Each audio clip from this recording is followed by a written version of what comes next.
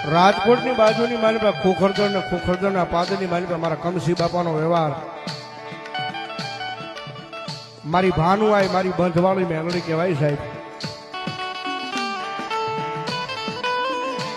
દુનિયા મૂકે માણા મૂકે જગત મૂકે, પણ મારી બંધવાળી મેલડી કે મારા જાયલા બાવડા મૂકવાનો કોઈથી વધાર ન હોય બાપ.